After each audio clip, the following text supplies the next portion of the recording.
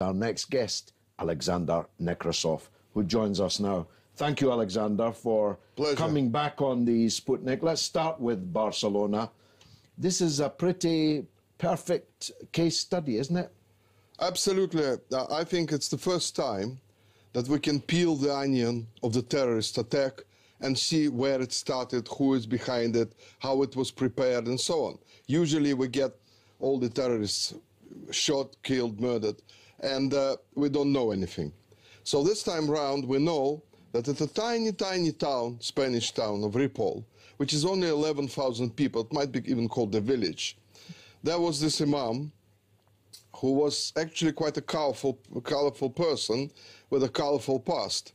How he became an imam is difficult to understand, but he somehow managed to sort of slip, you know, through the net and use these human rights laws to remain in Spain. So this is the man who is the brain behind both of the attacks. And what is interesting is that it appears now that the Spanish police has found that he has a direct link to the Syrian Muslim Brotherhood. Now, that is where the whole story begins, sort of from the Syrian Middle Eastern angle. What is also has come out is that the mosque where he operated from was influenced by the Muslim Brotherhood. Now, I'd like to remind readers that the Russians, you mentioned that the Russian government managed to suppress terrorism. The Russian government banned the Muslim Brotherhood on its territory. It's considered a terrorist group. Now, it has been appealing to the Western countries to do the same, but it has not been done.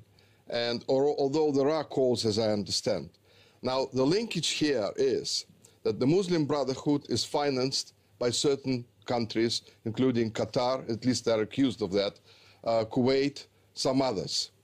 And that is why one of the reasons why there is a conflict between Saudi Arabia, United Arab Emirates, Egypt, and Qatar.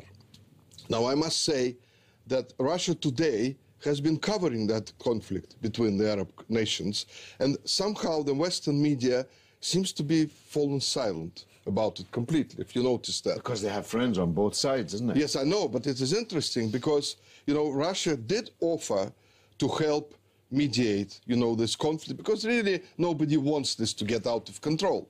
But strangely enough, the Western powers are saying, well, let's not, you know, let's not even talk about it. Let's just stop this. And turning to Saudi Arabia and Egypt and so on, they're saying, you know, lay off Qatar.